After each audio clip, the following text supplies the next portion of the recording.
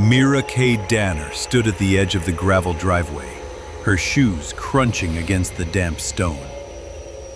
The moving truck groaned behind her, half unloaded, as her husband Ray carried another taped-up box into the creaking farmhouse ahead. Their children, Evie and Joel, darted around the front yard, chasing dragonflies under the July sun. The house loomed beyond them. Old, chipped white paint, broken shutters, and a wide front porch that sagged just slightly, like it was tired of being alive. The property had been cheap. Suspiciously cheap. 40 acres of land, dense forest all around, and a house with minor repairs needed. Mira didn't believe in ghosts, demons, or cursed land. What she did believe in was escaping New Jersey, starting fresh, and giving her family a second chance away from the city. Still, the trees unsettled her. They grew too close together, trunks like black ribs, their tops bending toward each other like they were whispering in secret.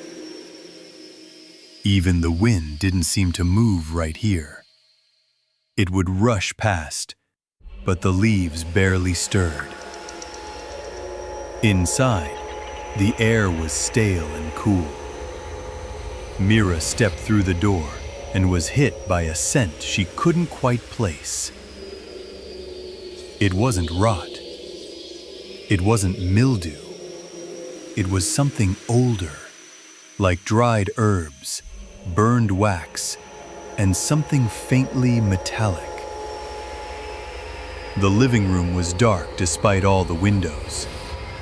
Ray had turned on a table lamp, but the light barely pushed back the shadows.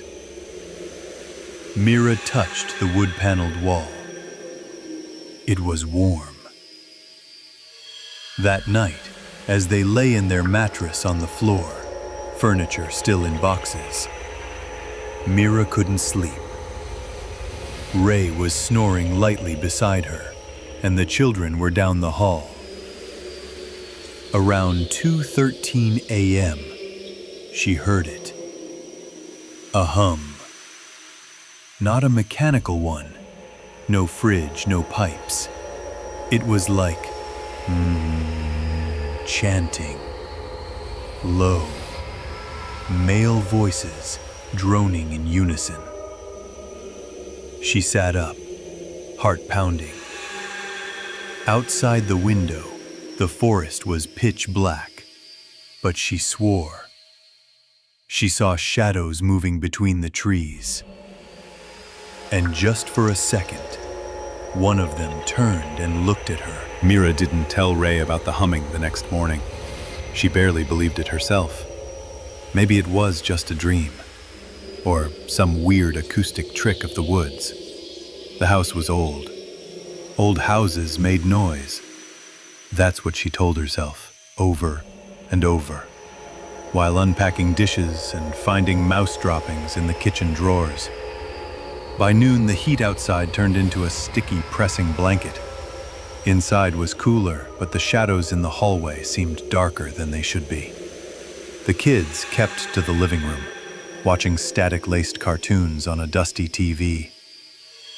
Around 3 p.m., Mira was putting away towels in the upstairs linen closet when she heard whispering, softly, soft, breathless.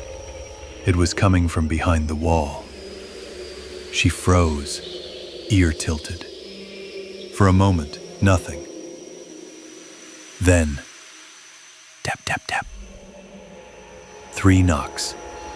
Close. Too close. She yanked open the closet door and stared at the back paneling. No obvious cracks. No vent. No crawl space. That night, Mira decided to record audio on her phone. She left it charging on the kitchen counter and hit record at midnight. She slept restlessly again, waking at 2:17 a.m. to the sound of Joel crying from his room. When she checked on him, he was curled in a ball under his blanket. "They were talking," he whispered, "in the walls." Mira held him tighter, trying to mask the chill in her bones. The next morning, she listened to the recording.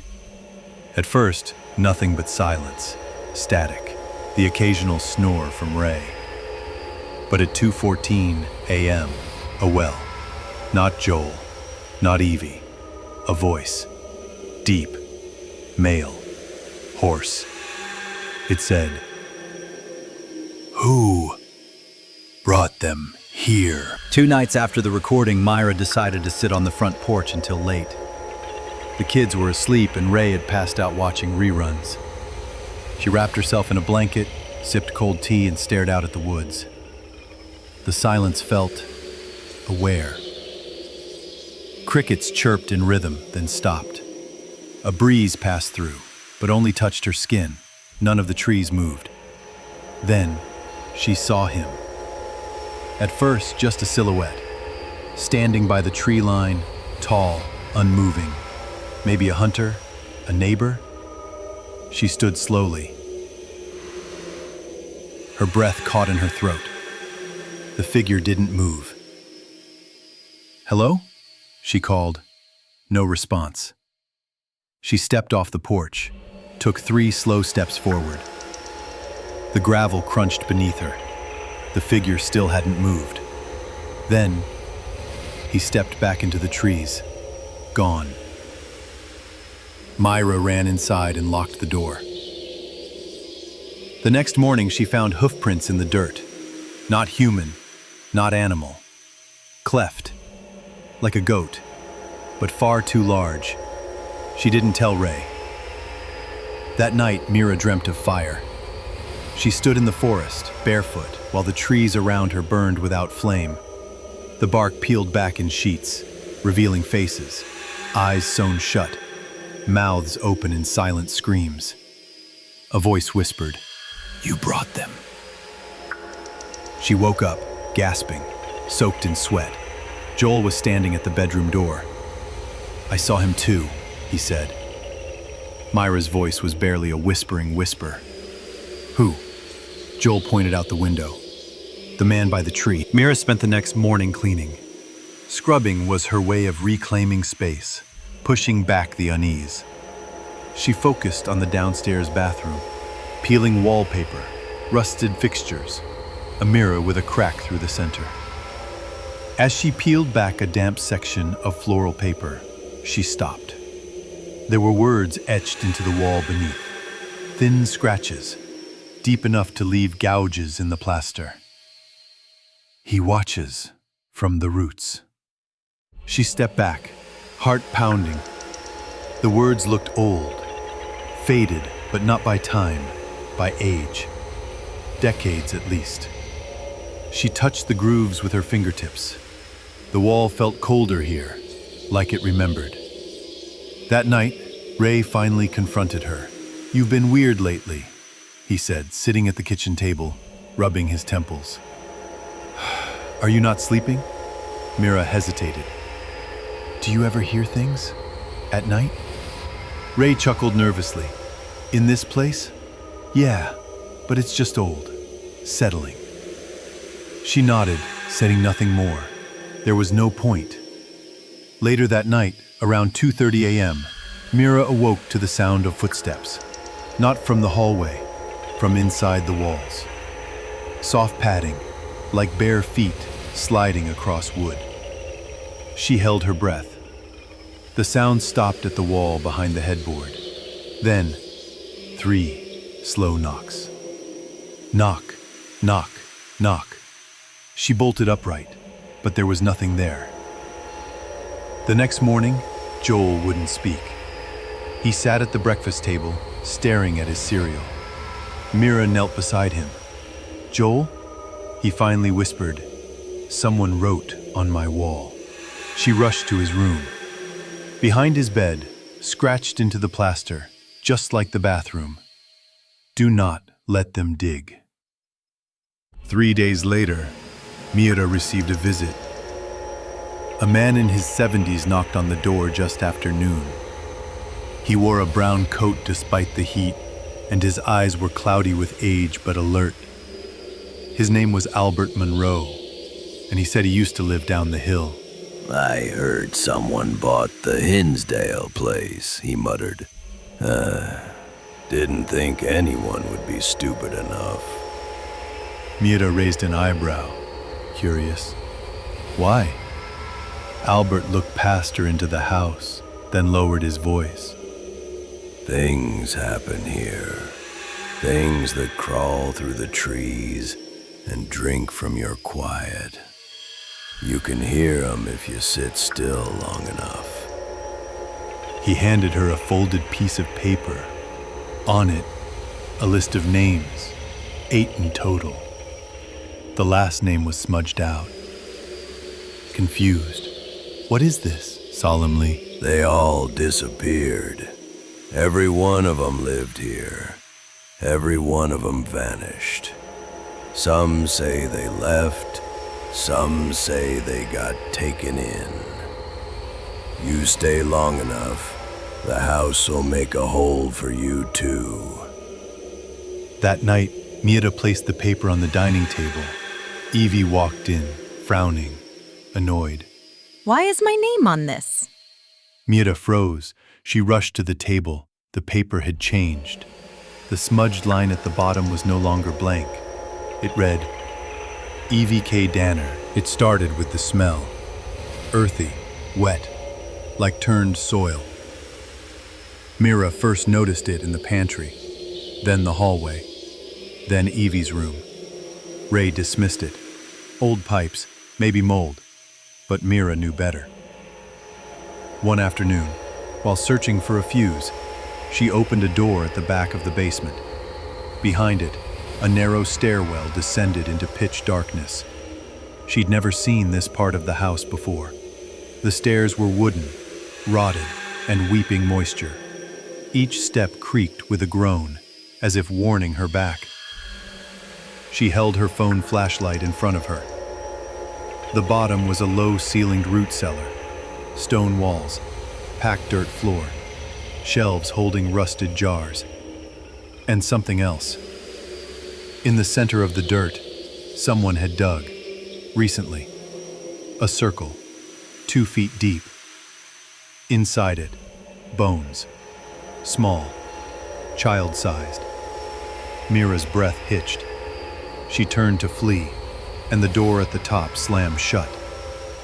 Her phone flickered, then went black. Total darkness. From the corner of the cellar came a sound. Wet breathing. Then, a whisper. 1 for every name. She screams and banged on the door until it finally gave way and spilled her back into the basement light. She didn't tell Ray. She didn't know how. That night, she dreamed of standing inside the pit. Her legs were buried up to her knees, dirt crawling higher, and unseen hands brushing her skin. And across the dirt walls, scratched words bled red. Evie is next. That evening, Ray found Joel sitting in the hallway, staring at nothing. "Hey, bud, you okay?" Joel didn't answer. His eyes were wide, unblinking. Ray waved a hand in front of his face. "Joel?" Joel finally. "He was under my bed."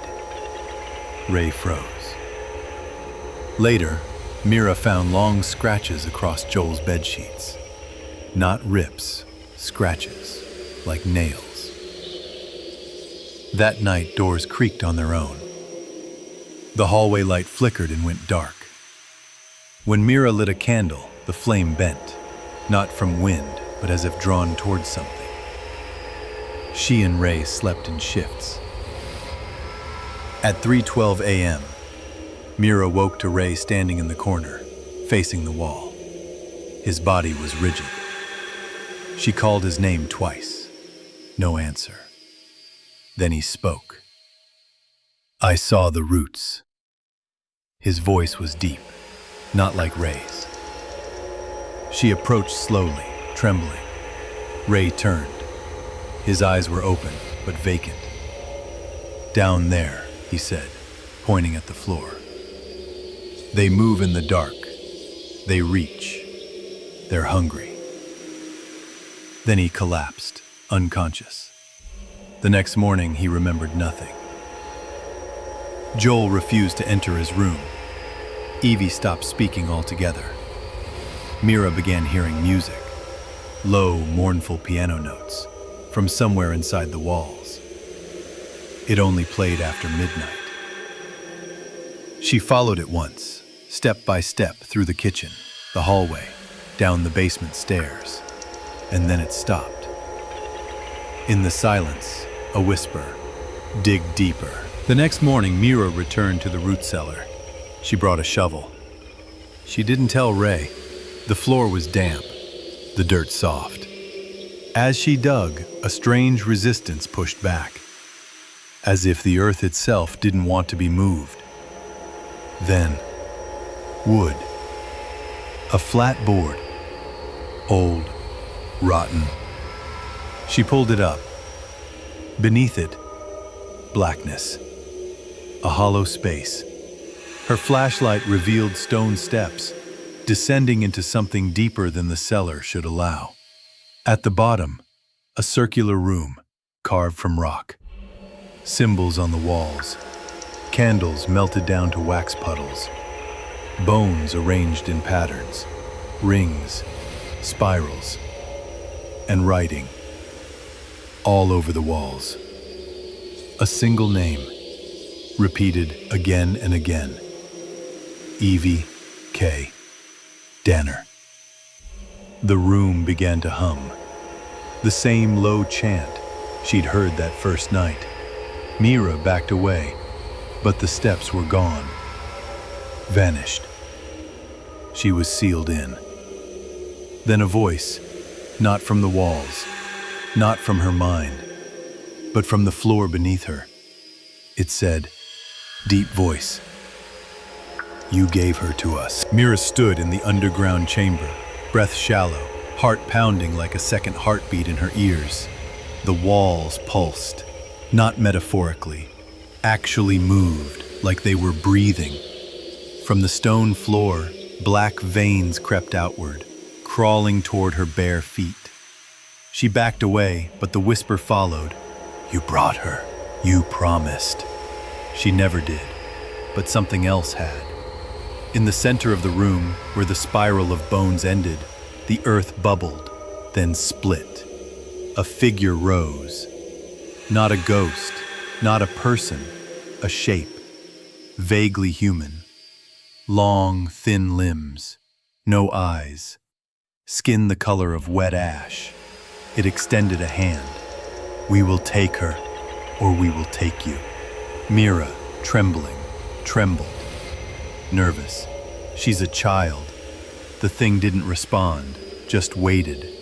The hum grew louder, now a chorus. Voices filled the air, surrounding her, pressing in. Then, a light. Bright. From behind. She turned. Evie stood at the entrance. Somehow the stares had returned. Her daughter looked calm, pale. She spoke one word, softly, "Mom," and Mira knew. She stepped between Evie and the thing, determined. "I will stay." The humming stopped. The floor opened. Evie, screaming, screamed, but was pulled back up the stairs, out of the dark. Mira watched her vanish into the light. Then the ground swallowed everything. No